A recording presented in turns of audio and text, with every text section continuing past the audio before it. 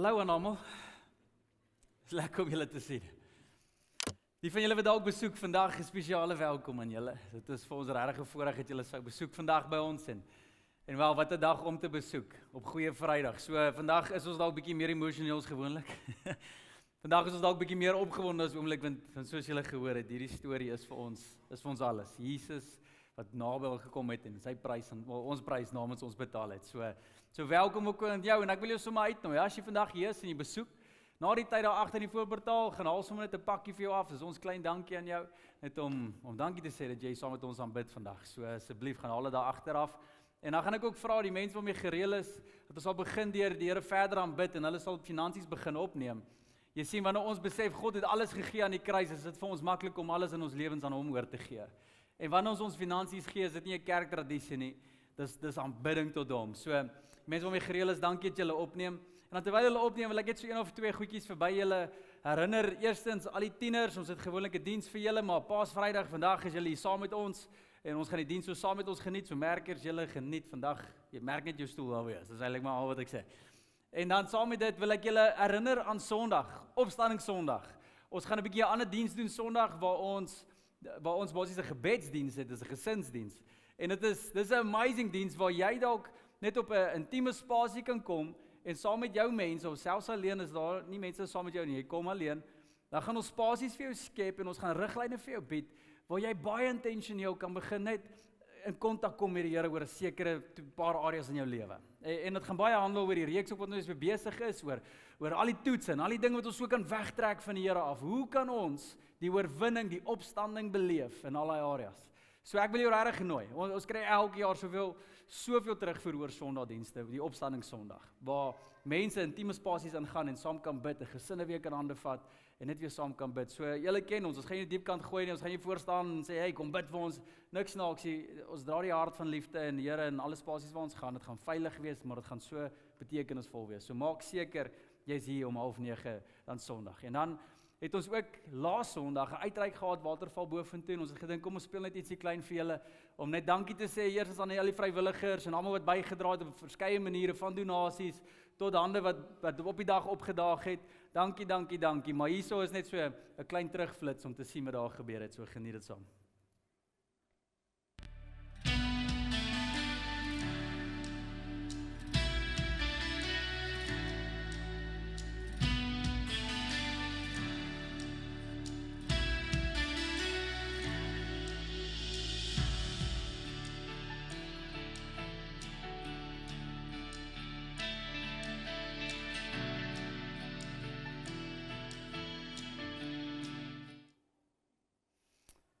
So dankie aan almal wat daar was en dit is net amazing om te sien. Jy weet dit was min geleenthede so dit waar jy siel kan oplig soos by die bejaardes. So dankie aan almal wat daarso was. Nou julle, kom by vandag se preek. Ons is besig al met hierdie hele geruimde tyd oor die toetse waaroor ons almal praat. En ons almal word getoets op een of ander manier in lewe. En ons hou niks van daai toetse nie, né? Niemand is opgewonde oor 'n toets nie. Maar hier's die kort en die lank. God gaan 'n toets op jou pad stuur. En maak nie saak hoe jy glo in hom nie, maak nie saak waar jou geloof staan nie. God gaan dinge op jou pad stuur wat jou gaan vorm, wat jou gaan toets, sodat jy daai vertroue in hom weer kan wen op 'n spesiale manier. Nou, die vraag is nie word jy getoets nie. Die vraag is, slaag jy jou toetse? Nou vandag voor ek by vandag se tema gaan uitkom, het ek net gou 'n vraag, nee, wat dalk in my binneste eers en dalk is dit iets wat binne in jou ook is. As dit kom by Paasvrydag. As dit kom by Goeie Vrydag. Nou ons kyk na Jesus en ons sien die kruis en ons herdenk sy lewe en ons sien die pad wat hy gestap het en dit was 'n sondelose pad. Vir 33 jaar het Jesus nie een keer gesondig nie. Wow. Jy weet van ons is 33 minute lank. Jy weet dit is gee my net 'n paar sekondes ons is klaar daar. Never mind 33 jaar. Hoe doen jy dit? Dat jy vir so lank rein kan wees, so lank reg kan wees, deur al die versoekings sê die Bybel wat ek en jy beleef, het Jesus beleef. Deur alles wat ek en jy deurgaan het hy deurgegaan. Daar was versoekings van jaag na geld, daar was versoekings na welles, daar was versoeking na net bejammering, selfbejammering, daar was versoekings van allerlei dinge, gaan bewys jouself en trots en hoogmoed en deur al hierdie stadiums, deur al die fases van lewe, kind wees, tiener wees, alles wat ons om sien, dis versoekings die hele pad lank. Maar nie een keer Nie een keer sondig hy nie. En dan is die vraag vir my, hoe het hy dit reg gekry? Hoe het Jesus dit reg gekry? Baie keer dan sal ek dink by myself, nee, hy het seker maar 'n ander voordeel gehad, jy weet, hy het seker maar spesiale kontak gehad, en hy het net iets gekry wat ons nie gekry het nie, en dis hoekom ek en jy so sukkel, en ons het al hierdie ander dinge, en ja, hy was God, maar hy was ook 100% mens, en ek weet nie hoe lekker werk daai nie, maar hy was so. So dalk was daar voordele, maar wat ek wel weet is, die Bybel sê, hy was blootgestel aan elke liewe struikelblok wat ek en jy doen. En tog, het hy nie geval nie. Tog het hy geseëvier. Nou hierdie vraag lê by my as ek by 'n klomp dinge kyk. As ek nou mense kyk wat sukses behaal op 'n of ander manier, na 'n huwelik wat floreer, dan kyk ek na daai mense en dink, hoe kry hulle dit reg? Man, beklei hulle ooit? Het jy ooit so gevoel oor 'n paartjie? Okay, 3 van ons. Jy beklei daai mense ooit, hulle lyk net altyd so wow en so mooi en so 'n power couple, né? Dis ons woorde, né? Hoe doen hulle dit? Ek onthou jare terug toe ek 'n tiener was, toe gaan ons gym toe. Ons het altyd eers McDonald's toe gegaan en dan gym toe. Ek weet nie hoekom ons dit gedoen het, maar dit was die routine. Sê net proteïene en kry maar nie 'n goeie idee nie. En dan as ons by die gym gekom het, was daar altyd hierdie een nou. Man, fris Chris, Gys.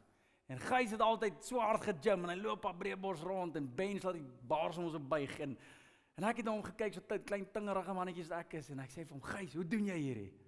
Nee, ek oefen 3 dae, 3 keer 'n week, 3 keer 'n dag, en ons elke dag van die week, en hy het hard gegym. Later ek agterkom, is eintlik net steroids, maar as gaan nie daarop gaan nie. Maar, daar is shortcuts, né? En ander mense wat dalk finansiëel sterk is, dan wonder jy, hoe doen daai mense? Hoe bou hulle daai besigheid? Ek weet een van my drome sal net amazing wees wat kan gebeur. Ek kyk na 'n klomp predikers en 'n klomp kerkleiers en ek dink myself, wow. As ek dit kan doen met daai ouens dan, hoe kry hulle dit reg? As ek 'n dag of 'n week saam met hulle net kan spandeer, sal dit amazing wees, want ek wil weet wat hulle weet.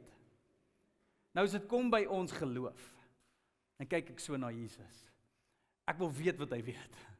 En nie omdat ek net hy wil wees nie, maar hier's die opdrag in 1 Johannes 2 vers 6, waar dit sê, die wat beweer dat hulle 'n nouer verbintenis met Jesus leef, moet self ook leef soos hy geleef het. So hoe het hy dit reg gekry? Hoe kan ons leef soos wat Jesus geleef het? Hoe kan ons doen wat God wil hê soos wat Jesus gedoen het, wat Jesus wil hê? Hier is die antwoord. Hier is een van die grootste antwoorde in die hele Bybel. En dit is vandag se tema. Die toets van onderdanigheid. Hierdie is die toets van alle toetse. Is daar enige iemand hier in die gebou vandag wat sal sê, dit is vir my die grootste pret as iemand anders vir my sê wat om te doen? Ek kry soveel genot daaruit as iemand net instap by my kantoor en maak nie saak hoe besig ek is, maak nie saak hoe dringende werk ek het nie, net vir my sê, luister hier, ek wil hê jy moet so nou. En dan voel jy, wow, ek wag nog heel dag vir jou. Waar was jy? Ons hou niks daarvan. Ons verpes dit. En hierdie is 'n ding van alle mense. Jy weet, maak nie saak waarheen ons gaan nie. As jy besig is om TV te kyk, rugby te kyk, en jou vrou kom op daai spesifieke oomblik waar dit die belangrikste tyd in die wedstryd is, ek weet hoe kry hulle dit reg nie, en dan net daar, luister jy, ek het dringende hulp nodig. Nee, jy het nie. Hierdie ouens het dringende ondersteuning nodig. Ek moet hier wees. Jy weet, ons hou niks daarvan om uit ons spasies getrek te word nie. Ek sien dit selfs in my kinders. Jy weet, baie keer as ons daar in die wild en rondry, en dan sal my seentjie nou bestuur op my skoot. Oh, and I love it. Maar ek skel hom elke 10 minute, as dit so lank is ooit. Want as ek draai, dan wat doen hy? Hy countersteer, hy draai aan die ander kant. Levi, moenie. Levi, moenie. Levi, moenie. En hier is Jesus se storie. As God die stuurwiel regs gedraai het, het Jesus gesê, is reg, pa. Ons gaan regs. As God gesê het, ons draai links, Jesus het gesê, is reg, pa. Ons draai links. Hy het nooit, ooit gecountersteer nie. Nooit ooit gedruk teen die Vader nie. Nooit ooit nee gesê nie. Nooit ooit gevra hoekom nie. Nooit ooit gesê, maar Here, ek verstaan nie. Here, ek weet nie lekker hoe nie. Here, ek is nie voorbereid genoeg nie. Nooit ooit nie. As God iets gevra het, hy gesê, dis reg, Here. Ja, Here. Ek het hierdie vriend onlangs aan die dood afgestaan. En hy het altyd 2 dinge vir my gesê. Hy was so 'n bietjie rowwe diamant, maar ken nie bietjie, hy was baie rowwe diamant. Maar hy het altyd hierdie ding gesê, dit kom by sy ouerskap teenoor sy kinders. Hy sê, Morney, ons het altyd net 2 dinge wat ek vir my kinders vra. Ek wil nie hulle storie hoor nie. As ek hulle roep, wil ek nie hoor, hoe was jou dag? En hulle moet al hierdie lang dinge vir my sê, en al hierdie emosies op die tafel sit, en ek moet nou berader wees nie. Al wat ek van my kinders verwag is 2 goed. Ja pa, dankie pa. Dis al wat ek wil hoor. Ja pa, dankie pa. En toe ek het hoor, as ek sê, ja, dis hard. Arme kinders. Maar hoe meer ek daaroor kou, hoe meer besef ek, maar Jesus het daai gesindheid gehad. Hy het gesê, ja pa, is reg. Dankie pa, is my voorreg om dit te kan doen. Maak nie saak hoe moeilik dit was nie. En Jesus het hierdie reg gekry, julle, in alle areas. Ek weet nie hoe die gesprek geklink het in die hemel voor Jesus aarde toe gekom het nie, die Kersfees storie nie. Maar iewers moes daar 'n gesprek gewees het waar die Vader sy seun Jesus neergesit het en die Vader het gepraat met Jesus en gesê, ek het 'n plan. Ek het 'n reddingsplan. En dit gaan baie kos. En ons gaan seer voel in hierdie. Daar gaan 'n leemte, daar gaan 'n skeiding tussen my en jou kom. Ek en jy gaan nie so na mekaar wees nie. Jy gaan die vorm van 'n mens moet aanneem. En jy gaan vir 33 jaar moet loop en nie een fout maak, Jesus. Een fout, dan verloor ek jou vir ewig. Maar as jy dit kan doen, dan verstaan jy nie. Ons huisgesin brei uit. Die hemel word voller en die vyand word oorwin. Is jy in Jesus? Ja pa, dankie pa. Dis reg pa. Kom ons doen dit. En Jesus word aarde toe gestuur. Hy moet weer leer om te loop. Die God van heelal, die een wat heers julle, die een wat die hemel ken, die een wat praat en dan word goeders geskep. Ewe skielik kry hy 'n stem van 'n baba. Ja pa, dankie pa. Hy leer om te loop. Nou dink gou hierdie uitdaging. Jy is die God van die heelal. En jou ma en pa, hulle is sondige mense. Ek weet dit is anders in my en jou, want jou tiener kom dalk na jou toe en hulle is beter wetend en hulle wil altyd vir jou die antwoorde gee en hulle wil nie vir jou luister nie. En jy is altyd reg want jy is die ouer en jy het meer wysheid, dit is so. Imagine jou kind is die God van die heelal. En jy dink jy's reg. Maar nie een keer loop Jesus en hy sê, maar ek dink maar se plek het. Jy weet, ek hoor die goeie idees, maar ek sien hoe die prentjie gaan. Nie een keer. Onderdanig. Oor ons waar hy gaan. Met die kerke van die tyd. Hy gaan sit in 'n kerk soos vandag. Hy gaan sit in die gehoor.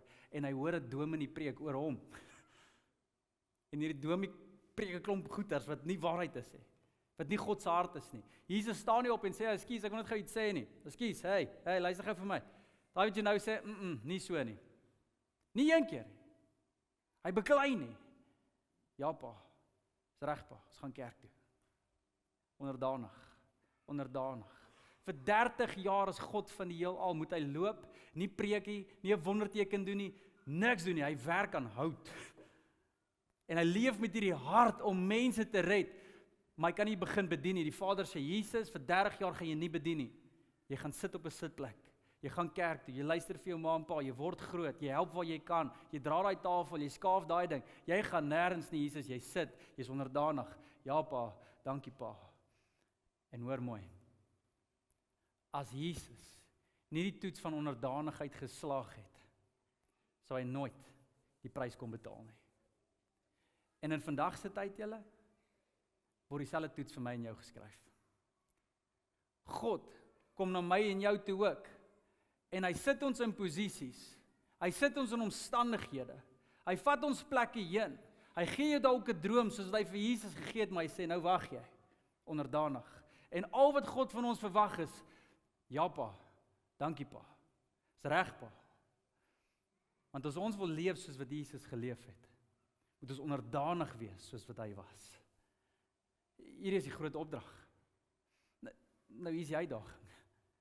Ons leef in 'n kultuur wat nie hierdie preek nie, julle. Maar ons het unies wat gestig is, sodat mense nie onderdanig hoef te wees nie. En ons het oral daai huisgesin wat uitmekaar uitval, want daar's nie orde nie, daar's geen gesag nie. En waar daar gesag is, misbruik die mense die gesag. Ons weet nie meer wat dit is om die orde van onderdanigheid te leef nie. Ons leef nie in 'n kultuur waar mense sê, ja pa, dankie pa nie. Hulle sê, ja vir my, dankie vir my. En waag die Here iets vir jou vra wat iets van jou kos? Nee, maar dis nie reg nie. Hierdie kerk dit, daai prediker dit, daai nee, hierdie mense,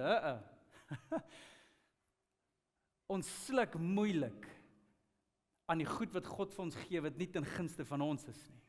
Wat as God vir jou ook 'n kruis beplan? Kan jy ja sê? Kan jy sê dankie? Ons sukkel met hierdie tipe boodskappe. En dis hoekom ons van ons toets nie haal nie. Hoor hierdie woorde, onderdanigheid is die belangrikste toets, julle uit almal uit. Dis die belangrikste toets. Hoekom? Want dit dra die grootste gevolge. Omdat Jesus tot die grootste mate onderdanig was, kon God hom lig tot die grootste naam, die naam bo alle name. Hoe meer jy onderdanig en gehoorsaam kan wees, hoe verder sal jy gaan in hierdie lewe. En hierdie is iets wat ons geloofshelde geken het en geleer het en dit was deel van hulle huisgesinne. Jy sien dit met ons vader van geloof, Abraham, die eerste ou wat 'n ware vaste verhouding met God gehad het en dit gesnap het. Jy sien dit in sy storie. Want hy het die drastiese opdrag wat hy gekry het. Hy moet sy seun gaan doodmaak. Jo. Weet jy wat sê Abraham? Nee, Here. Dit kan nie u wees nie. Vyand, waak, Satan! Kry jou plek! God sal nooit so iets van my vra nie. Abraham hoor God se stem. Abraham, ek wil hê jy moet jou seun gaan offer.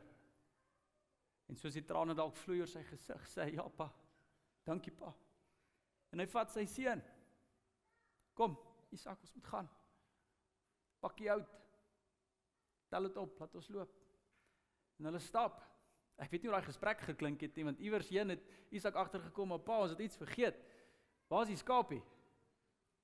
Die skapie wat ons moet offer vir die Here. Waar is die skapie? En iewers toe moes Abraham draai na sy seun toe en sê, my seun, vandag is jy die skapie. God het my gevra dat ek jou moet offer. Dis 'n ja aan die Here. Jy weet wat is amazing van daai storie vir my?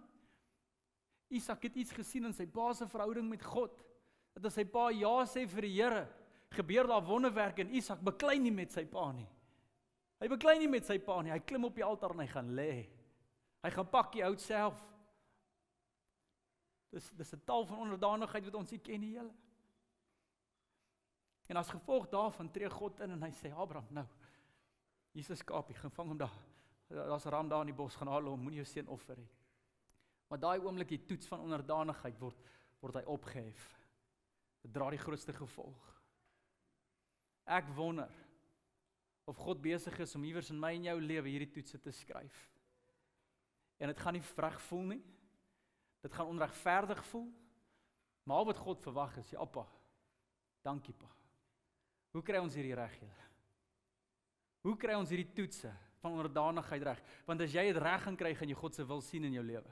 As jy dit gaan reg kry, gaan jy God se wil sien in jou huwelik, jy gaan dit sien in jou kinders, jy gaan dit sien in jou besigheid, jy gaan dit sien oral waar jy gaan, in jou eie hart. Jy gaan nie swaar dra nie, jy gaan God se verheerliking sien self in jou binneste. Hoe kom ons daar? Hoe slaag ons die toets van onderdanigheid? Hier is ons 2 dinge wat ons lees uit die skrif uit. En as julle dink ons was nou klaar diep, julle maak vas. Die Bybel praat baie hieroor. Die eerste ding is, onderdanigheid aan God word geleer deur onderdanigheid aan mense. O, mense. Maar hy moet hierdie goed preekie. Glo my, ek wil nie. In Romeine 13 skryf Paulus hierso.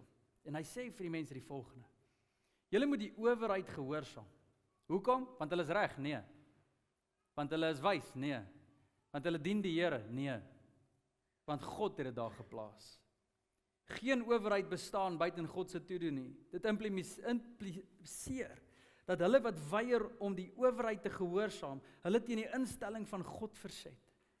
Die wat dit doen, bring 'n oordeel oor hulle self. Jy sien die eerste ding wat hierdie ouens besef het in die Ou Testament, Nuwe Testament, die geloofshelde. Hulle het besef die gesag wat God aanstel is die gesag wat ek moet aanvaar, want alle gesag kom van God af. Glo ek en jy dit nog? En hierdie is iets wat God ingestel het, nie net in die owerhede van ons land nie, maar selfs in die owerheid van ons huise. Daar's 'n rede hoekom God die Vader die leier maak, want daar moet gesag wees in die huis. Nou jou eerstens Vader, daai skrifvers wat ons lees in die Bybel wat sê die mans is die leier, is die voorloper, dra die gesag. hoor net gou mooi, lees dit die hele konteks, voor jy uitloop en sê, maar ek is die baas van die plaas. Nee. Daai vers is nie in die Bybel sodat jy God moet speel oor jou vrou en jou kinders nie. Daai vers is daar sodat jy 'n vrees oor jouself moet kry en sê, maar as kinders my vrou en kinders my sien, moet hulle sien hoe onderdanig is ek aan God en nes Abraham, moet my kinders iets ontvang wanneer hulle my sien, so loop voor die Here. Hulle moet die kultuur van onderdanigheid ken, omdat hulle my raak sien, my voorbeeld volg. Dit is nie daar vir jou om te manipuleer en te doen wat jy wil nie. Dit is daar sodat jy moet submit oor die Here. Maar in vandag se tyd, ons sit met 'n krisis. Want nou kom God en hy sit 'n vader dalk in jou huis, en dalk is dit 'n owerheid wat nie reg is nie, dalk is van julle baie bevoorreg en geseën, jy het 'n pa wat net 'n amazing pa was. Jy voel soos Isak, jy sê net, ja pa, dankie pa. Maar daar's van ons wat dalk dit nie beleef het nie. Jy het die seer beleef. Jou pa was nie daar nie. Jou pa was hard, jou pa het jou aangerand, jou pa het woorde vir jou gehad, jou pa was nie liefdevol nie, jou pa het nie omhels nie, jou pa het nie genade gehad nie, en jy sukkel in daai omstandigheid om onderdanig te wees, want dit is onregverdig. Hoor mooi, daar is die toets. Eer jou vader en jou moeder, selfs in die 10 gebooie ingeskryf, so groot is hierdie ding. Wees onderdanig aan jou ouers. Tieners, as julle hierso sit, luister net na hierdie punt. Maak dalk soos Isak. En begin dit, ja pa, dankie pa sê. Ja ma, dankie ma. Al voel dit verkeerd, al voel hulle verstaan jy nie, al voel jy verwerp, al voel dit is nie reg nie, dis jou toets. Slaag hom, en daai slaag gaan jou baie verder vat in hierdie lewe, as jy wat gehoor word, en jy wat gevoel, maar nou is my stem dik, of nou voel mense wat ek voel. Daai ding bring jou nêrens, die toets wat jy slaag in onderdanigheid, vat jou baie verder in God se wil. Sê ja, vir die gesag wat God bo jou plaas. En ons kan hierdie selfs doen in die kerk, julle. Mense. Mense kan instap by 'n kerk en so vinnig oordeel. Iemand kan 'n hele preek wat so in die wil van die Here is en 3 woordjies sê in 'n preek uit, wat dalk net so 'n bietjie skuins is. En waar hak ons vas? Daar. En ons kan kritiseer, ons kan oordeel. Ons kan instap met ons eie kennis en sê nie maar hulle. Wat is die gesag wat God geplaas het? Volg, respekteer, eer, bid vir hulle. Wat van die gesag in ons land? Ek moenie hier gaan nie, nee. Maar hoe kan God die gesag van hierdie ouens, hoe gee vir hulle die gesag? Ek het ook vrae. Ek het nie antwoorde nie. Maar wat ek wel weet is, ek kan nie in die Bybel gaan nie. En as God dit daar geplaas het, moet ek sê, ja, dit is wat dit is. En daar's 'n rede wat ek nie nou sien nie. En ek voel 'n klomp goed, maar as ek my gevoelens gaan glo, gaan ek nie God se wil glo nie. Daai gesag is daar vir 'n rede, en daai rede is ook vir my. Tot my voordeel, so belaglik soos wat dit vandag klink. Ons sukkel met onderdanigheid. Ons lees hier in die Ou Testament regdeur. Moses en Aaron, een van die stories wat my so geruk het onlangs. Ek vertel vir Stefanie noudag. Ek het noudag so preek gedoen met so hout wat ek hier gepak het, die van julle wat kan onthou. En uit daai skrifgedeelte het ek net by een versie net kort gestop in Levitikus 10, waar Moses hierdie opdrag vir Aaron gee om die hout te pak. Maar net daarna het sy seuns gegaan en die verkeerde vuur gepak en sy seuns is oorlede, julle. Aaron se 2 seuns net daar gaan dood. Want hulle buite die wil van die Here beweeg. Teen God se gesag. Moet dit nie doen nie. En hulle is dood. Abraham, as sy 2 seuns, hy staan daar as pa, sy hart is geskeur. Hierdie is sy bediening, en sy bediening, iewers dit daar, het die dood gebring vir sy kinders. Hy is geruk, en raai wat in daai oomblik, stap Moses na Aaron toe, en hy sê vir hom, Aaron, hoor my gou mooi, die Here wil nie hê jy moet rou oor jou seuns nie. Jy mag nie rou nie, Aaron. Jy mag nie huil nie. Gesag kom, 'n leier, en hy sê vir hom, moenie dit doen nie. Raai wat doen na Aaron? Hy bly stil, en hy is onderdanig. Dis reg, Moses. Hy rou nie eens oor sy eie 2 seuns nie. So aanvaar hy die leier bo hom. Ons sukkel met hierdie. Ek hoor 'n statistiek in kerkwêreld, meeste kerke wat geplant word, is nie as gevolg van mense wat geroep is om dit te doen nie, maar mense wat sukkel om onderdanig te wees aan die kerkleiers waar hulle tans betrokke is. En dan gaan hulle uit en plant hulle eie ding. Hulle sukkel met onderdanigheid. En dis dalk die kerkwêreld, maar wat van die besigheidswêreld? Hier's van ons wat nie onder ander mense wil werk nie, nie omdat jy 'n droom het en God het jou gevra om jou eie ding te doen nie, nie dit nie, maar omdat jy net weier om onder iemand anders se gesag te staan. Jy sukkel met onderdanigheid. Ons stoei met hierdie ding en ons Afrikaners is so skuldig oor hierdie ding, julle. Ons sukkel om 'n baas te verdra wat anders dink as ons. Ons sukkel om geduld te bewys, ons sukkel om al hierdie goed te doen. En ek kan vir ewig gaan nou. Paulus, wat 2/3 van die Nuwe Testament geskryf het, hoor gou mooi, Paulus was 'n geleerde man, julle. Hy was een van die wyses van die tyd. Hy het onder een van die top skrifgeleerdes van die tyd gesit. Hy was 'n ou met baie kennis.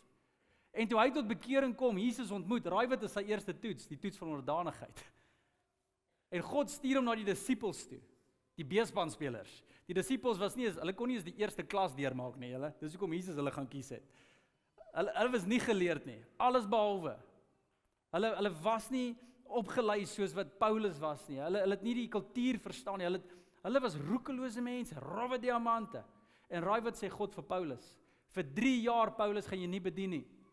Jy gaan net onder die disippels wees en jy gaan kyk wat hulle doen en jy gaan vat wat hulle doen en jy gaan ja sê vir hulle en jy gaan opgelei word deur hulle. Onderdanigheid. En as Paulus nie die toets van onderdanigheid vir 3 jaar kon slaag nie, het hy nooit 2/3 van die Nuwe Testament gebou nie. Het hy nooit die kerke gaan uitbrei soos wat ons gesien het nie. En een van die grootste toetse van onderdanigheid wat ons sien in die skrif, is ou Dawid. Hoekom is Dawid 'n man na in God se hart? Hoekom het hy daai titel gekry wat niemand anders gekry het nie? Dis nie omdat hy iets spesiaal was nie.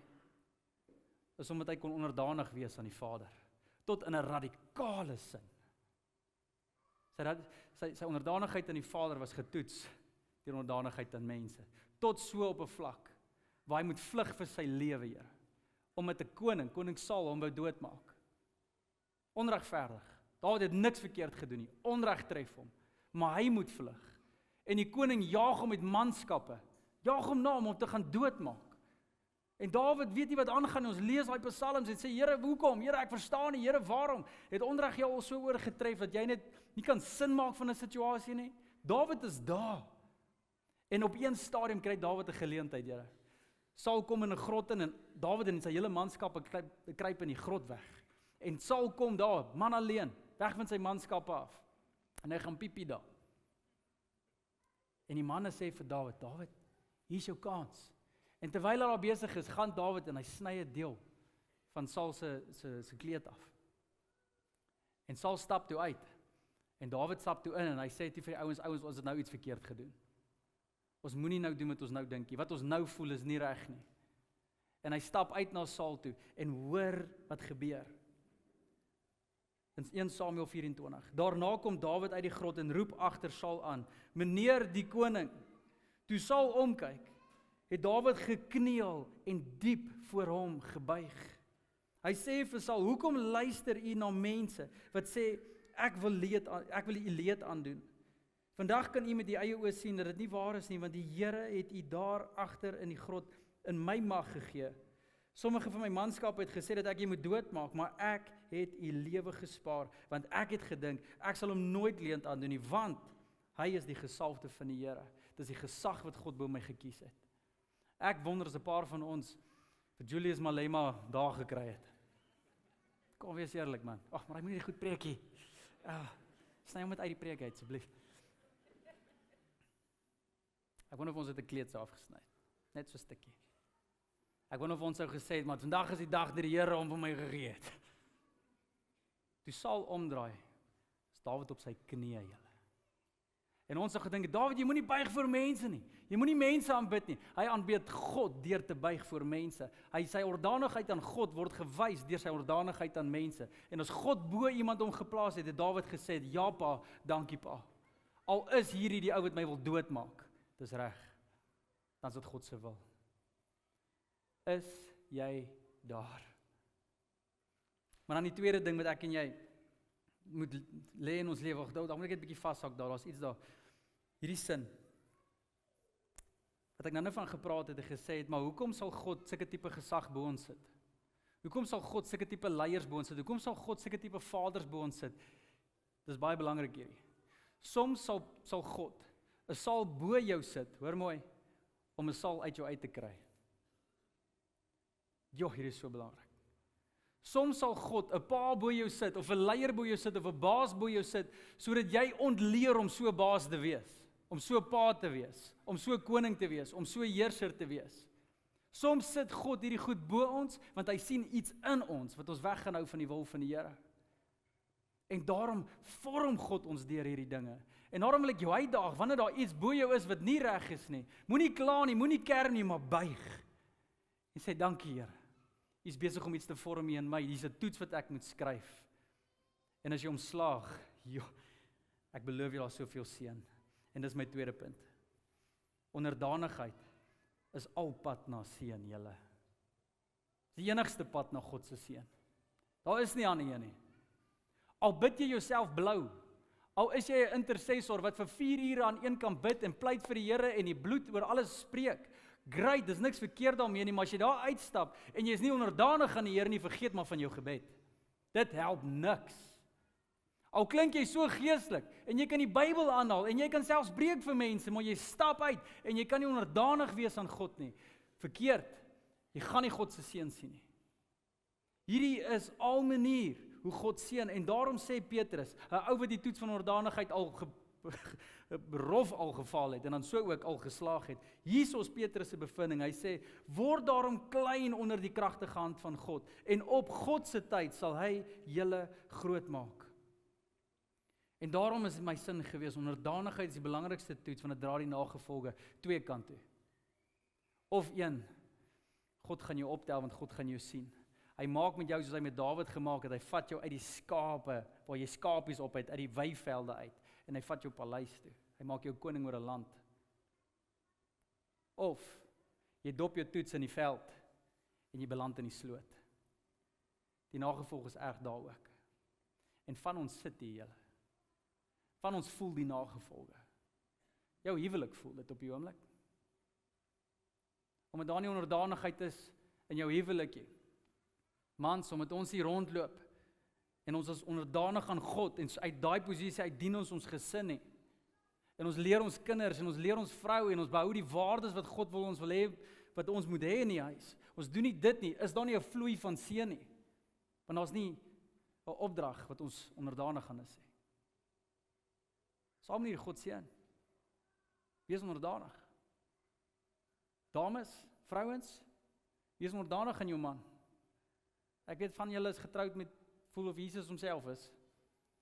Van julle is dalk getroud met die vark in die dorp. As jy God se seën wil sien in jou huwelik, as jy hom swaai wil sien, daar's net 'n manier. Onderdanigheid. Begin hom dien. Begin vir hom bid. Begin hom dra op jou hande. Wees daai persoon, want wanneer jy dit doen, sal God intree. Dis al manier hoe, sê Petrus. Die gevolge is groot. Hoe sal dit lyk in ons skole? Hoe sal dit lyk in ons dorpe? As kinders in 'n skool opset, onderdanig kan bly aan dit wat hulle moet onderdanig gaan wees. Hoe sal ons huisgesin lyk? Hoe sal die toekoms lyk? Alles sal geseën wees. Maar nou sit ons vandag, julle, met soveel wonde. Mense loop rond in hulle siele met soveel wonde as gevolg van die seer wat gekom het omdat daar nie onderdanigheid was nie. En ons almal hier sit met daai wonde. Ek weet nie hoe lyk jou wond nie. Maar hier diep binne is ons al gesny. Hier diep binne het ons al seer gekry. Hier diep binne is ons al ingedoen, het onreg ons al getref. Hier diep binne het ons al leed al beleef van wat dit is, want iemand anders dalk nie onderdanig is aan God nie. Ons is al daar. En nou sit ons met ons wonde. Nou die dag praat ek met 'n kerkleier, en hy het baie geleer oor hierdie. En hy praat net oor hierdie onderdanigheid onderwerp. En hy's 'n kerkleier van 'n formaat, dis Wian Storm wat World Need se vader gedoen het, en hulle is groot op mentorskap. En hy praat so, en ek sê vir hom, Wian, ek wil net deur met 'n paar goed met jou praat.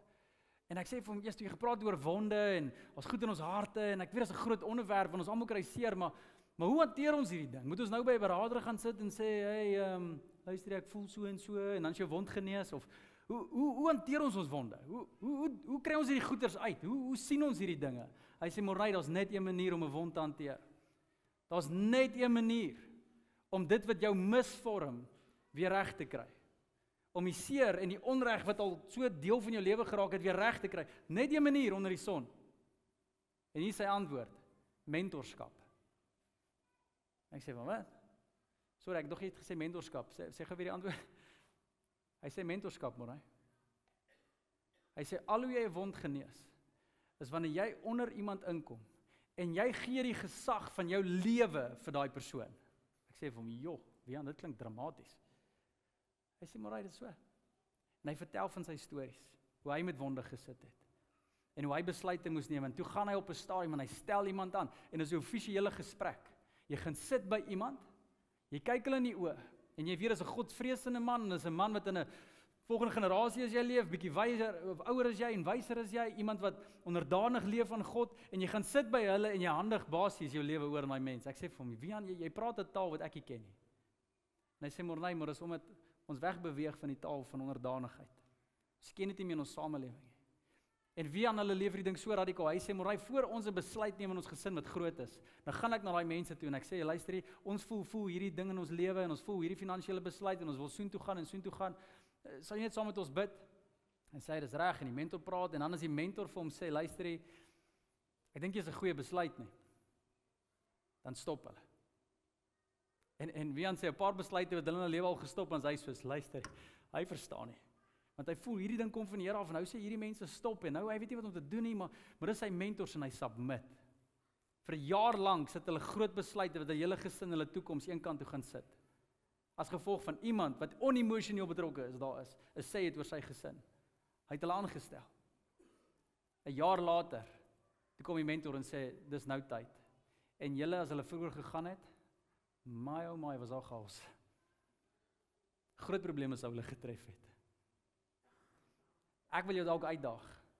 As jy vandag die toets van onderdanigheid wil slaag in jou lewe, wat van? Jy stel 'n mentor aan in jou lewe. Wat van ons stap hier uit en ons gaan sit met iemand in 'n koffie en sê, luister, kan ek asseblief elke tweede week net 'n halfuur van jou tyd kry en ek wil my lewe voor jou oopmaak, en dis iemand wat jou ken, dis jou sonde, dis jou chaos, dis jou stoeie, dis jou wonde, dis jou drome, dis jou man, dis jou vrou, dis jou kinders, jou finansies. Jy sit dit op die tafel, jy's oop en bloot teenoor iemand in hierdie lewe. Want dis ons probleem, ons wil onderdanig wees, maar in die geheim. Ons wil net vir mense wys wat ons wil hê hulle moet sien. Onderdanigheid beteken jy's oop. En jy maak oop teenoor hulle en jy sê, luister, ek wil asseblief 'n paar goed verby jou hardloop. En as jy nie vir my toestemming gee nie, submit ek. Ja, dis rowwe gesprekke. Maar dis hoe Jesus geleef het. Dis hoe ons geloofshelde geleef het. En dis die toets wat vandag God nog skryf. En hoor mooi, Wian se woorde is die volgende, wat my so getref het in my eie lewe. Hy sê, where there is no submission, there is no healing. Dis van ons wat genesing soek in ons binneste. Dis van ons wat stoei deur dinge. En ons dink ons net kerk toe kom en 'n preek hoor. Ons net 'n Bybelversie lees, ons net hierdie paar goedjies doen. Net die berader sien. Submit. Jy sien, ware geloof is gegrond in God se grootheid, julle. Nie in sy goedheid nie. Wat bedoel ek daarby? Jy sien, meeste van ons loop rond met 'n mentaliteit dat ons net iets van God af wil hê. Ons gebedsversoeke is, Here, asseblief seën my met mooi dinge, met goedheid, met guns, en ons bid vir al daai goed en is reg, dis nie verkeerd nie. Maar van ons het al vergeet van hoe groot God is. En ons kyk net vas in hoe goed hy is. Om dit maklik te verduidelik, my dogtertjie sit daar. Sy glo in my goedheid, maar sy vergeet van my grootheid. Jy sien, nou die dag, ons sit so, daar so by ons kombuis, al lê so 'n ding op die grond daar, en Lua loop so, en sy het net hierdie versoeking, sy kan nie net om iets loop nie, sy moet bo op iets loop. Weet jy, 'n paar van julle kinders het ook doen nie. So, daar's 'n hele pad wat sy kan loop, en dan sal sy bo op 'n tas gaan trap. Lekker, en dan loop sy verder. Lua, moenie op die tas trap nie. Moenie dit, Lua, asseblief, moenie daai ding doen nie. En op 'n stadium gaan Lua en sy gaan trap weer op hierdie ding. En ek kyk so, ek sê, Lua, sy draai nou my toe, ek sê, papa het mos nou vir jou gesê, moenie op daai ding trap nie. En sy maak so hartseer gesiggie. Nee, so. Baie ouliker is myne, maar daai ene. En terwyl sy die gesiggie maak sy so. Ek sê, Lua, wat doen jy? Enige van julle se kinders ook so? My genade. Wat is daai? Waar kom daai vandaan? Daai is hoe iemand lyk wat glo in die goedheid van die Vader, maar vergeet het van sy grootheid. Het die gesag van die Vader lank al verloor. En ons sou kyk na die Vader en sê, "Joh, Here, ek is so jammer, Here, ek sal dit nooit weer doen nie." "O, Here, asseblief hierdie gewoonte uit my lewe uit. Ja, Here, ek sê ja en amen vir al die beloftes, maar Jesus, ek gaan stres hierdie week." Ons doen hierdie goed. Ons leef nie onder die gesag van die Here nie. En hierdie ouens wat die onderdanigheid toets geslaag het gekom en gesê, "Here, as U sê ek trap nie, dan staan ek daar." "Ja, Here, dankie, Here." Is jy daar, waar jy voor jy die goedheid van die Here soek, net die grootheid soek, en hier's die geheim, julle, hier's die geheim. As jy die grootheid van God aanvaar in jou lewe, sal die goedheid outomaties vloei. En jy as ouer ken hierdie. Jou kind, as hulle kom en hulle respekteer jou, hulle het ontzag vir jou, hulle sê ja en dankie vir jou, en hulle doen wat jy graag wil hê, wat is jou eerste onmiddellike reaksie? Goedheid. Hulle hoef jou te bedel vir niks, dit vloei net na hulle toe. En dis die krag. Wanneer ek en jy kom na die Vader toe, na Jesus toe, ons hoef hom nie te bedel vir sy goedheid nie, Here. Ons hoef nie te kom en te sê, Here, asseblief, asseblief, asseblief nie. Dawid het nie so gekom en gesmeek dat die Here net so 'n bietjie genade vir hom moet uitdeel nie. Hy het gekom, hy het die grootheid van God raak gesien. En hy het gesê, Here, ek submit, ek is onderdanig. Ek gaan nie wag vir die hemel voor my knie buig nie, Here. Ek buig voor U. Ja, Here. Dankie, Here. Ja, Here. Dankie, Here. Toe tel God hom op en verhef hom. Hierdie is my en jou toets. Hierdie is Paasfees se toets. Hoe het Jesus dit reg gekry? Hy was onderdanig. Hoe gaan jy God se wil sien in jou lewe? Onderdanigheid. Kan daar 'n stuk trots vandag uit ons harte uitkom? Kan dalk hier 'n stuk van ons behep om te beheer uit ons harte uitkom? Alhoewel ons Jesus aanbid en sy goedheid wil hê, moet ons eers hom aanvaar as ons God. Hy beheer. Dis hoekom ons hom Heer noem. En ons sê net ja, Pa, dankie, Pa. Filippense 2 som dit so goed op, waar Paulus skryf, en hy sê die volgende, julle gesindheid moet soos Jesus Christus sin wees. Hoe was dit? Alhoewel hy self God was, het hy nie vasgeklou aan die goddelikheid wat hom toekom nie. Hy was onderdanig, hy het dit prys gegee. Hy het 'n slaaf geword en aan mense gelyk geword. En toe hy as mens geleef het hy homself nog verder verneder tot die dood toe, gehoorsaam te wees aan die kruis. Ja, tot die kruisdood toe. Daarom het God hom ook tot die hoogste posisie verhoog en aan hom die naam gegee wat belangrik is elke ander naam, want hy was onderdanig soos niemand anders nie. So sal by die noem van Jesus se heerlike naam elke knie in die hemel en op aarde onder die aarde buig. Elke tong sal bely, Jesus Christus is Here, en so sal God die Vader verheerlik word. Ons gesindheid moet soos Christus sin wees. En dalk voel jy het 'n titel, dalk voel jy jy's iemand, dalk voel jy kan iewers kom in lewe, dalk voel jy trots op 'n paar goed wat jy bereik het in lewe, en dalk voel jy net die gevaarlikste plek is wanneer ons meer glo in onsself as in God. Die gevaarlikste plek is ons gesindheid aanleer van 'n tyd dat ander moet submit aan my. Die gevaarlikste plek is ons dink ons is daar. Die gevaarlikste plek is ons dink ons weet beter. Die Vader vra ons, hy sê vir ons, daar's een pad na seën in jou lewe, wees onderdanig. So vandag gaan ek hierdie diens vir ons afsluit en ek wil jou nooi. Ek wil jou uitnooi om deel te neem in een deel, wat dalk 'n uitdaging is vir baie van ons, as 'n bewys van ons onderdanigheid in die Here. Dit kom uit 'n storie wat ek jare terug gehoor het van 'n ou, as hy elke dag wakker geword het hy sy pantoffels onder die bed gegooi. Nie langs die bed nie, onder die bed. Sy in die bed klim, gooi daar onder en sy wakker word. Dan kan hy net uitklim en sy voete lekker in die warm pantoffels sit om nie op die koue vloer rond te loop nie. Voor hy dit gedoen het, moes hy eers afbuig, uit die bed uit, op sy knieë gaan, en dan die pantoffels uithaal. En terwyl hy daaronder is, bly hy sommer so rukkie daaronder. En hy sê, Here, ek submit tot U vandag. My knies gebuig, Here. Ek sê ja, Pa, dankie, Pa. En wie ook al jy bo my plaas, ja, Pa, dankie, Pa. Dink gou as dit ons gesindheid is. So vandag is my radikale roep aan jou, om 'n radikale ja begin te sê vir Jesus. So radikaal soos wat hy vir sy Vader gesê het, is my en jou uitnodiging ook dieselfde. Sê radikaal ja, en as die woord iets vir jou leer, dan sê jy ja, en as God sê nee, dan sê jy nee. Waar ook al reg en verkeerd is in God se oë, geen kompromie, radikale ja. Dan sal ons God se wil begin sien. So as jy daar is, ek gaan 'n gebed vir ons bid.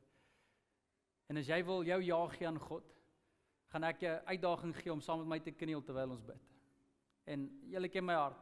Ek wil jou nie forceer nie. Ek weet dis van julle wat dalk dit nie fisies moontlik is om te kniel nie.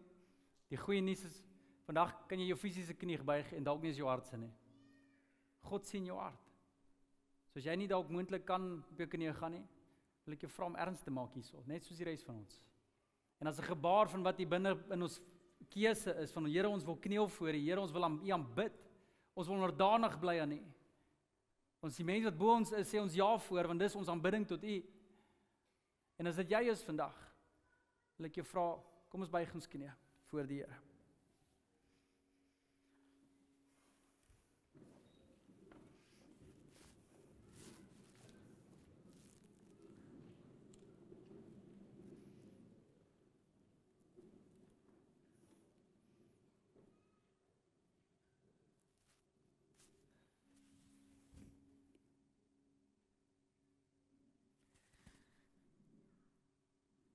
Elke knie sal buig. Elke mond sal bely, Here. U is ons vandag op Goeie Vrydag en ons sê dankie, Here. Dankie dat ons die grootste voorbeeld kon sien van hoe onderdanigheid lyk. Tot die kruisdood toe ja gesê, Here. Vir al die pyn, vir al die lyding. En dit het U, Here, niks eintlik gekom, dit het niks vir U gebring nie, Here. Dit het niks in U sak gesit nie. Dit was vir ons. Dankie, Here. Maar Here, ons wil meer bring en sê ons dankie vandag. Ons bring ons harte, ons bring ons lewens, ons bring alles in ons lewens. Ons kinders, ons huwelike, ons toekoms, ons land, ons skole, ons besighede, ons firmas, ons drome, en ons kom kniel voor U, Here. Ons bring ons pyn en ons seer. Ons bring die mense wat ons seer maak, Here. Dalk is dit 'n leier bo ons, dalk is dit iemand in ons verlede. En al wat ons kom doen is, Here, ons sê ja, dankie, Here. Dis reg, Here. Ons stap hierdie pad met blydskap, Here. Ons wil hê, Here, dat U verheerlik moet word deur ons, sodat U alle eer kan ontvang. Kom skryf 'n storie dat net U kan.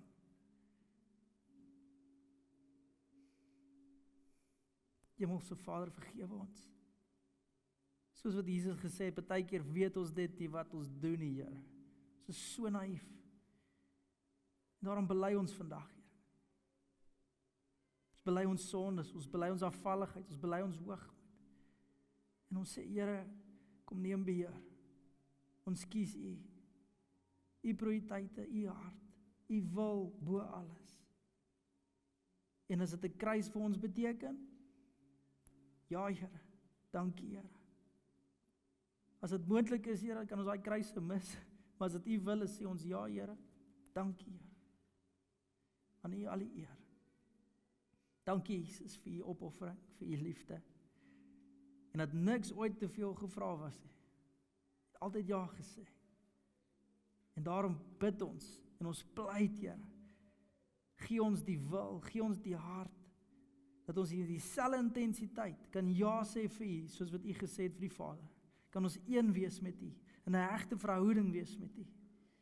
Dat U na ons lewens kan kyk, ons kan seën, en die goedkeuring by ons lewens kan spreek, Here. Dankie daarvoor. In Jesus se naam bid ons dit. Almal sê saam. Amen. Amen.